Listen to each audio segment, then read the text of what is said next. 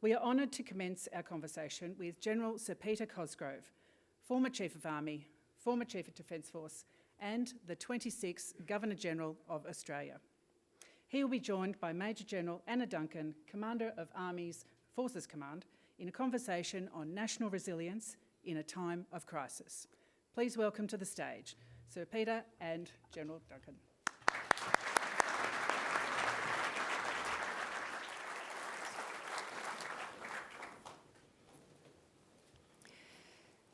So following on for those remarks, I'd like to just put some context onto why our next speaker is so well experienced and credentialed to guide us in the start of day two. He served the Australian society for most of his adult life. This started in 1965 when he donned the khaki green uniform as a trainee officer at Royal Military College, Duntroon. He described himself as a pretty average staff cadet. That pretty average staff cadet, as we've heard, went on to become our 26th Governor-General, our Head of State. I'd offer uniquely, he offers us a really good insight into Army and society. He's been amongst our society his professional term, and in particular for our junior leaders in the room, he's been recognised for his everyman or common style touch in how he communicates and in how he leads. That has invoked trust and confidence in him as a leader amongst our society. And I thought I'd share with you, some may know, whilst he was serving as the Chief of the Army, he was awarded the 2001 Australian of the Year. And in his acceptance speech, in the humble way that he does, having been recognised for his time as the commander of the International Peacekeeping Force in East Timor, known as INTIFET, he accepted the award on behalf of all Australians who served in Timor-Leste. And he said, "I did a lot of the talking, they did all the working."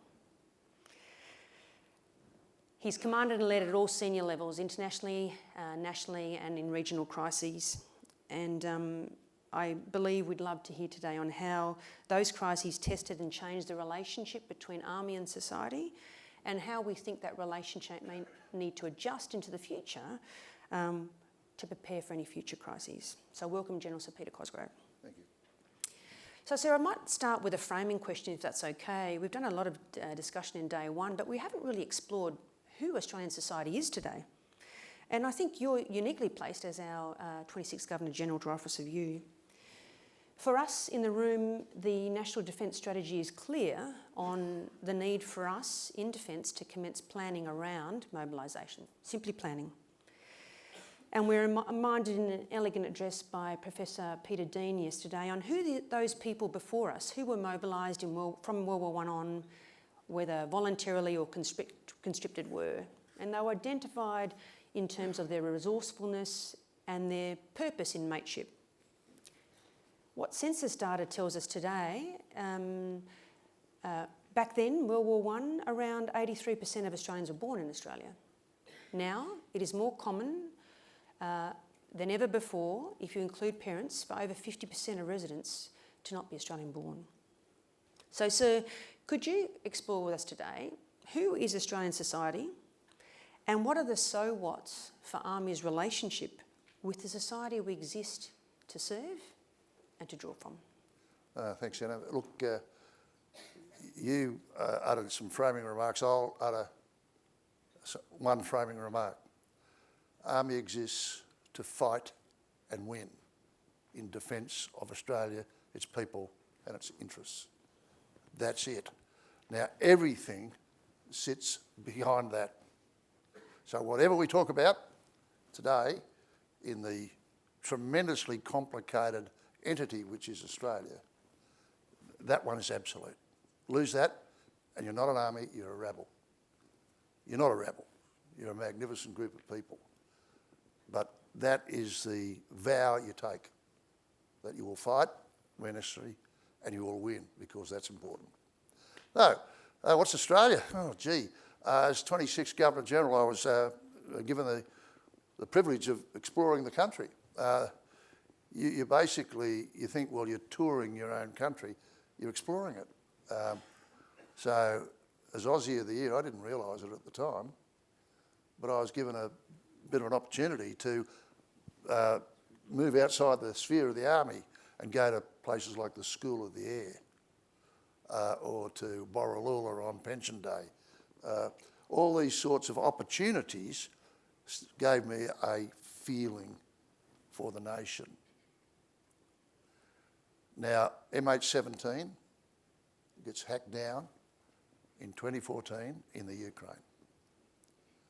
We bring the bodies back to Australia eventually, but before we were able to do that, we had a memorial service at St Patrick's Cathedral in Melbourne. All of the bereaved and the rest of the church obviously full, the Prime Minister, Leader of the Opposition, Premier, all those sort of folks there, and a multi-faith observance on the altar.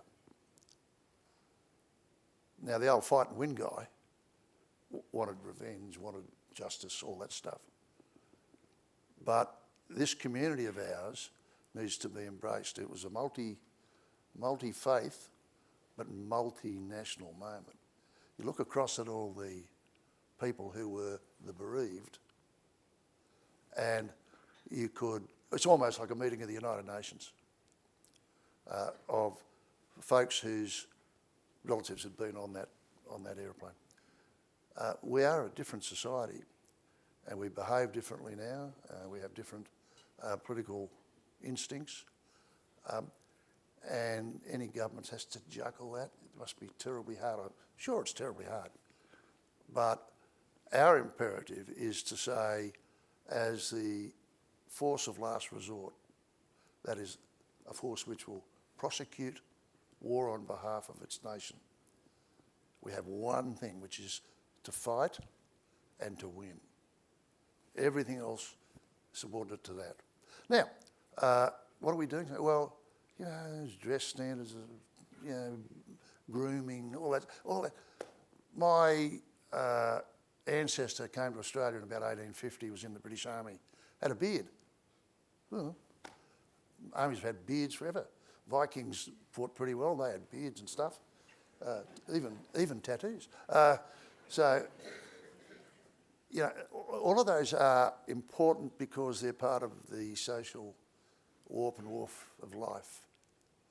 But they are subordinate to the fact that when you get them, that's what they sign on to do. And I spend a lot of time now with the veterans community, and they are a slightly different demographic to that which you've got now. There's so many more people who, as you pointed out, are more newly arrived. And we want those families because we can't have a population of the army skewed towards one particular group or large group. We can't have it exclusive of. We can't have a situation where people don't feel like they're stakeholders. So in all of that, we take into account every subgroup of Australians and say, we need them too. So that's a non-answer, but Peter Lowe was guilty of that yesterday, so I don't feel too bad about it. So we might continue on. You were, after your time as CDF in 2006, you were appointed head of the Cyclone Larry Task Force response. Far North Queensland, quite devastated. There have been former General Officer Flag officers in time, Arthur Stretton, post-Cyclone Tracy, more recently General Fruin, COVID-19 Task Force. That's a picture of senior military officers responding to national crises and performing, delivering. That can also form a view of what society thinks of us, notwithstanding your comments on we exist to fight and win. We are the lethal land combat force. So could I ask you to look at, because we've been involved in wars of choice of late, and if perceptions might be that we're here to do more things domestically, what would you message to us on what our social licence is, and how do we tell our contemporary story to society?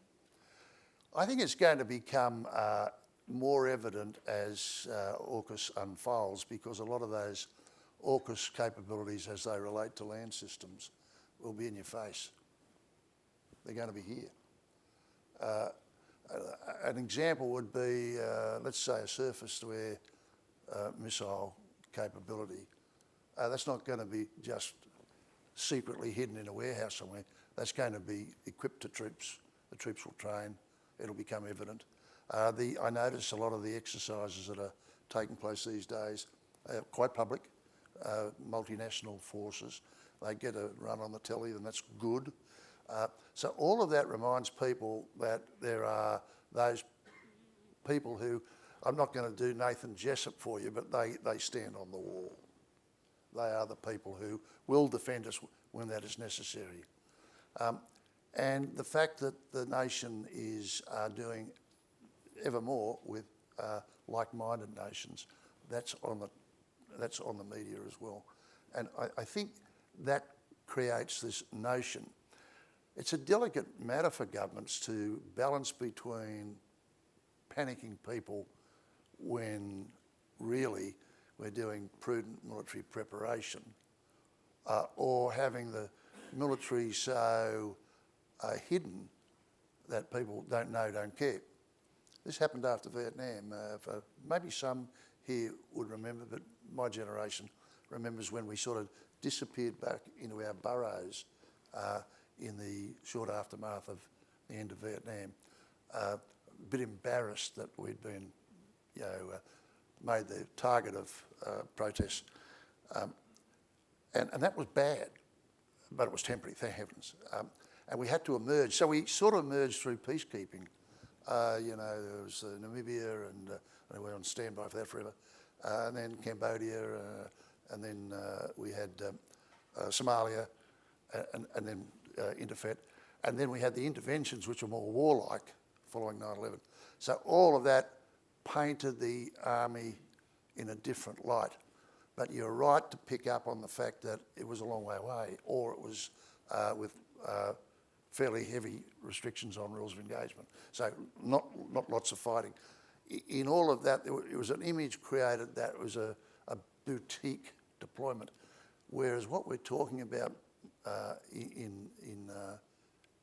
ultimately is that the army at large will need to be on its toes in the next decade at least, because of all these reorientation of capabilities and perhaps more concern about the security of the homeland and its near environment.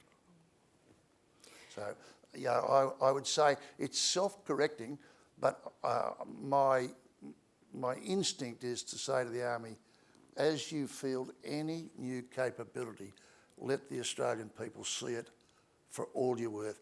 And the political leaders will be nervous about this because they don't want to alarm people unnecessarily. But on the other hand, people deserve to see results for the huge amounts of investment. And those investments will be operated by young Australians in khaki. Thanks, sir. So I suppose if I can carry on from there then to national resilience, as you are well versed in, is founded in society. We're reminded yesterday a government's decision, the first time since World War II, to for the expulsion of an ambassador for acts of state violence here on our land in Australia. In World War II, we had 4 years to get society used to the need to mobilise, and we now are aware that that time is significantly reduced if it's not pancake flat. Last night, Professor Lawrence Freedman reminded us of the challenges for liberal democracies in drawing the nexus for society of why things are sensitive, why things are changing for them. So could you offer us a view of what are the ingredients that help society and its army to adapt quickly to build our resilience? I think society needs a sense, they need a sense that there is need to modernise and strengthen the parts of the Defence Force. It's easier for platform-orientated services like Navy, no ship, no Navy, Air Force, which has got obviously a need for survivable and potent combat capabilities, Army's dispersed. Army is a little more mysterious because people understand surface-to-air missiles and understand long-range precision guided munitions, all that stuff. They understand it, but they don't get it because they don't see it. So I actually think that people need to see that we need this stuff. Now, if they spend the billions, let the argument not be about the billions, let the argument be about fielding the capability and learning how to use it and showing that it is potently in Australia's interests. So my thought would be loud and proud on this. When you're doing post-disaster relief, my point would be always that the disaster is only a disaster if it affects people. So if a cyclone comes across Cape York and blows a hole in the bush, but there's nobody there, a helicopter flies over, then flies home, and there's been a storm. But where it affects people, you're ministering to the people. You're ensuring they feel safe and uplifted. So we're talking about something different here, but you're not winning the hearts and minds of a potential adversary, you're winning the hearts and minds of your own people because they want to know we need the stuff, we need to pay for it, and our sons and daughters will be operating it. Simple as that. And again, I'd say the Chief and others ought to attend the opening of an envelope, so to speak. Oh, you Steve. It wasn't an envelope I didn't see opened or a fridge door when the light comes on. Distinguished guests, ladies and gentlemen. But I'm saying here that there will be opportunities to trot your stuff. And that's what I'd love to see happen. And of course, our people within the Army feel so proud when they are given a new piece of kit. I said to a retired gunner, bad luck about your guns, mate. You'll be operating missiles. He was affronted because, he loves gun drill. This is something which is, for us, not just a bit of an improvement. It's really necessary to be able to reach out and touch somebody a long way away. So you've had extensive command experiences in war and in crises. Platoon commander in Vietnam, his first command awarded a military cross in combat. Company, battalion, brigade, commandant of the infantry centre, commandant of the Royal Military College Duntroon, commander Indefet, the divisional first division commander, the land commander, the Chief of Army, the CDF. I actually wonder if you did any staff appointments there. But we are fortunate today to be joined by the most foundational level of command in the Australian Defence Force, and they are the Army and Air Force corporals and the leading seamen of the Royal Australian Navy. So on their behalf, I'd like to ask a question. And when you were in command, you talked about how you set the importance of setting standards of excellence as a commander and for the profession. And you shared, I do my best and I insist people who work for me do the same. So could you give us some advice today, please, on the immutable traits for commanders in the profession of arms and society's expectations of those who command? Yep, they want you to be accountable. I used to say to kids at Duntroon that you don't bundy off on a Friday afternoon, even though you might cease duty for that period. When you go home on that Friday evening, you remain the commander of your people. And if they're not in the back of your mind, what they're up to this weekend, how are they going, what are we doing Monday, am I ready, will they be ready, then you're slacking off. You're on 24/7. And why? Because the Australian people have entrusted those men and women to you. And you don't control their lives minutely, but they occupy your psyche totally. I have so many examples of people who were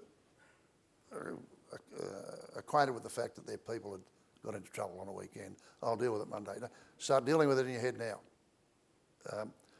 General Lay and I go back a long way, and we were reminiscing about when I was his brigade commander back in the day, and he was CO of 89, and both of us would be preparing well before our first meeting on Monday what we would say to each other about the atrocities of the weekend.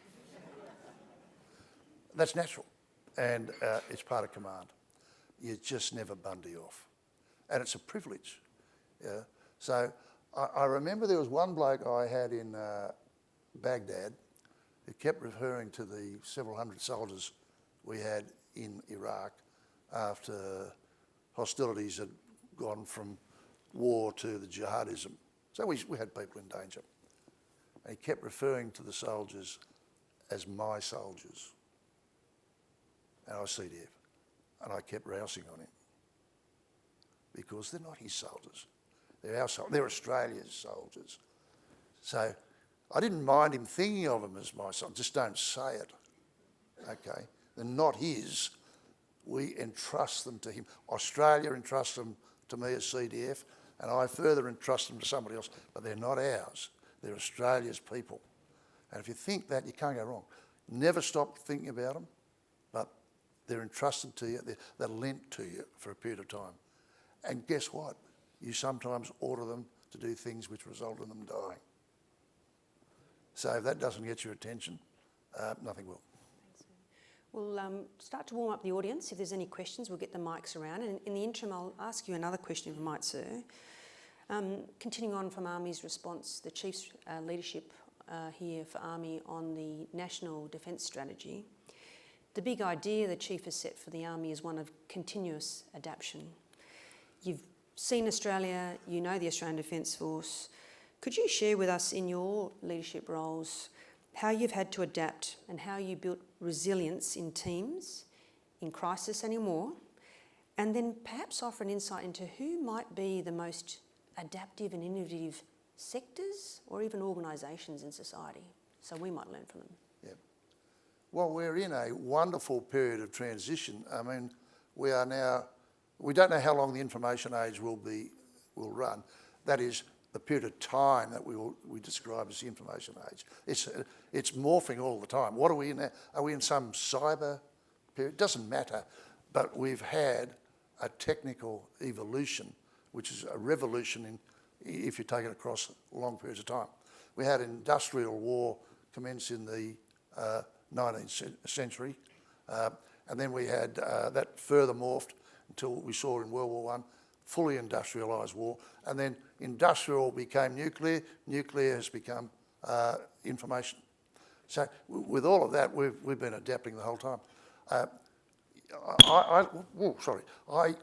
like to think of my time as being relatively stable, but we went from wearing green shirts and having self-loading rifles in Vietnam to using drones, etc., before I retired. So in there, it's incremental, but it seems that it's accelerated. We're going to have harm workers, we're all harm workers, who are operating keyboards to achieve decisive, often lethal outcomes at the far end. And they are combat soldiers, and they're legitimate targets. And they'll have different skills. But this adaptability is extraordinarily important. And the real challenge for commanders is to take young people who are not dirt under the fingernails crawling through the mud, but are still extremely important parts of producing and projecting military outcomes, to inculcate in them the warrior ethos. That's important. We don't want them punching each other in the tea room, just to show how robust they are, but we do want them to have the warrior ethos, because they're part of the fight and win proposition. And that's the challenge. How to take those folks and say, yeah, look, you're living a quasi-normal life, because you probably sleep in the bed, and you might even get public transport to work. But then when you get there, you are part of the warrior continuum. So that's the challenge. But inculcating that is really important. And that's where it seems to me, Anna, that the retention piece is extraordinarily important, because we need in amongst the younger, savvy people that Army wants to recruit and train and keep. We need salted in there the link between the officers who hopefully have pulsing brains and the men and women who operate the actual systems. We need experience in there, stiffening, knowledge, resilience. We need the non-commissioned officers, warrant officers. We need them, and we've got to keep them somehow. We might see if the roving Mike has found a willing commentator. No, that's okay. Chocolate frog to one of them. We do have a question from a big man in the room. Thank you. Good morning, sir. Thank you very much. Yvonne Butler, and excuse my voice, too much partying last night, from the National Security College. You very rightly talk about the delicate balance that government has in terms of not panicking society whilst we're preparing to mobilise and Homeland Security. Key to defending Australia's protection, key to defending Australia is the protection of critical infrastructure. And I'm wondering your views that in a very severely constrained financial environment for defence, with a heightening threat level and a compressed time frame, how can defence better utilise existing infrastructure and harness new dual-use opportunities? The Australian people shouldn't need reminding, because history is quite clear on this, but may benefit from reminding that in 1939-40 we sent several divisions away, and they fought well a long way away.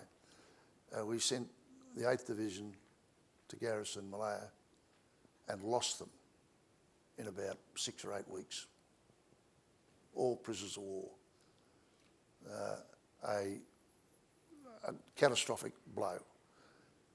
We ended up with an aggressive and skillful enemy on our doorstep. We lost an untold number of sailors and airmen in that early period. We were absolutely smashed. And we had the Americans, but Australia was brought to its strategic knees, or can put it that way. We don't want that to ever happen again. So we have to remind people that we are not militarising to a point where we're suddenly going to be some kind of aggressive regional power. This is simply stepping out from the uncertainty of Pax Americana into a new world where we must take more responsibility. So it looks like we're arming furiously. We're just playing a bit of catch-up.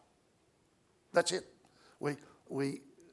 In my time, I was CDF, so I could be held responsible, but we were sitting comfortably inside Pax Americana until we weren't. And it's to do with the balance of powers, not to do with statements by any particular nation about another set of nations. It's to do with the objective assessment of what's happening in our region, the capabilities, force projection capabilities in particular, that give us discomfort.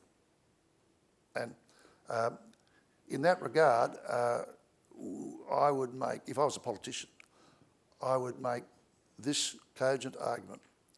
We are not going to put our wonderful men and women out in harm's way with second-rate equipment. We have to present not just very brave men and women working with first-class equipment, suitable for the 12th largest economy in the world, with a proud history of independence.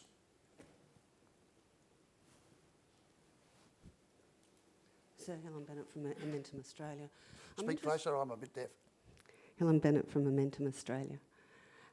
So I'm interested in your view. the National Defence Strategy is a whole-of-nation approach. How do we instill the sense of urgency in some of the other departments that traditionally don't have that same sense of urgency? Look, I think you've gone to the heart of one of the issues. We've bureaucratised over decades our internal system. And that, from one point of view, was absolutely justified, so that every dollar that was put into the great big endless maw of the Defence Department was scrutinised and justified. But it did stultify our force development process, so that things took a long while and were argued backwards and forwards.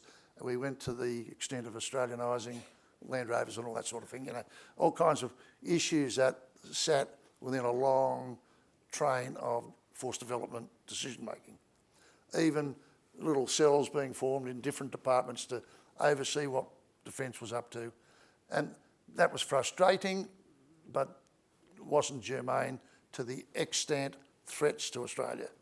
Extant threats to Australia have changed. I say threats. The threat is there in real terms, not through utterances, but through capabilities that exist. Right, so we need cut-through. And it's got to stay with the politicians. But I think we have to have cut-through at bureaucratic level. So what's that? Well, decisions taken rapidly to say, near enough's good enough on the capability, buy it, get it in, train it. Now, there's lead time on a lot of this stuff. I mean, ships, you don't do it near enough, good enough. I thought the Mogami decision was first class. And Air Force has always gone for top shelf stuff, and it shows. It's in the land area, surface-to-air missiles and all kinds of other land-based capabilities. There's so much choice that people can nickel and dime the process quite a bit. Needs to cut through, because really those ships that circumnavigated Australia were close enough with their weapons capability to do us damage. Simple fact, I'm not saying they were going to, it's just that where they were, well, that's within range. Cut through. Yes, Corporal Spence, AWSU Horsham. You mentioned before that some orders we give can lead to soldiers' deaths. Can you expand on the mental resilience it takes in that sort of situation? Yeah. We train hard. What do the Romans say? Train hard. Well, paraphrase, train hard, fight easy. You train in a very realistic way, and this means that people getting close to the edge of human endurance or skill at a given moment when they're fatigued will be subject to serious harm. And where that happens, we investigate the living daylights out of it, and where there's been lack of precaution, there are outcomes. Simple as that. And that's sad, but it's the sign of a force that accepts that it's to fight and win. And the only way to do that is to be good. So we're going to accept that we will have these. We work endlessly to ameliorate the risk.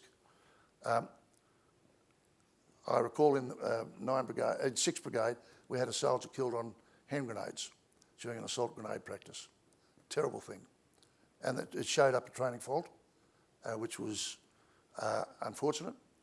And of course, the tragedy for his family is terrible. But that's unfortunately concomitant with Army training to do its job. Now, all services will train close to the edge. Navy's had its share of fatalities. Always in training. I mean, sometimes people die through traffic accidents and the like, but it's the training for missions that is the important part of distinguishing between people who are, looking at difficult jobs to training to do the difficult job. So the resilience there is for people to study what happened and make sure it doesn't happen again. Sea King disaster, 2005, Nias Island. Training, well, an operational accident. It happens when you're operating close to the edge. So you, as a commander, accept this is a tragedy, heads right might roll, mine might roll, but we will examine it, see if we can make it better and safer next time and move on. So I might... There's a question there. Morning, Sir Peter. G'day. Thanks for coming. Myself, Warrant Officer Sion, RSM of 13 Brigade of the 2nd Division over in Perth. You mentioned that post-Vietnam, you know, you crawl back into your burrows, and quite appreciated that analogy, to be honest. You know, at the moment, one of the Chief of Army's priorities is telling our story. Can you, elaborate on that as to how we get out of the burrows, and we're able to tell, the brilliant story that is? Sure. Who remembers the, I think there was a US Army program. We got a US attaché here? Any US people? Oh, well, it's probably, well, the Chinese are watching, so may as well the US will probably. An army of ones. The army is a team. The army is nothing if it's not a team. So that teamwork goes down to, you've got the number 1 and number 2 on the gun. They're a team. So to me, it's the army as a succession of teams. I love that notion. So be all that you can be and all that stuff, I love that. But the image army needs to project is that it is a team. And those teams together, in the right place at the right time, you won't beat them. You'll never beat them. When the kids turn up after a flood or something, or after a cyclone, and do the clean-up, they're not operating as an individual soldier here and there. It's Corporal Snooks and his or her men and women. That's the team. So I would be sort of emphasising that, and I would be also saying that whether they are dirty, smelly, carrying a rifle as an infantry soldier, or a gunner manning some high-tech equipment, or somebody in a nice uniform operating a terminal, they're working to a plan and they're highly skilled. Now, how you market that, how you package it, it's possible to do so in a way which has people saying, I wouldn't mind my little Johnny being part of that group. So it's good to have a person who says, my name's Bill Smith and I'm in the army, fine, but let people not think that that means, and I'm a sovereign citizen like this rooster that's running around in Victoria, okay? That guy is part of a team, that girl's part of a team. So the Chief recognised with us yesterday how hard it is to start a national conversation on army and society from within, so thank you for those reflections. I might turn now to the final question, if we could, sir. We are reviewing the army profession. It's a key body of work by the Chief of the Army, and for any profession there's a requirement to self-regulate, and that can be hard in our profession because war is human and war can be corrupting. I was wondering if you could think back on your time as CDF, at the height of our profession, how you considered the regulation of the profession of arms, perhaps with some particular reference to command accountability at the highest levels.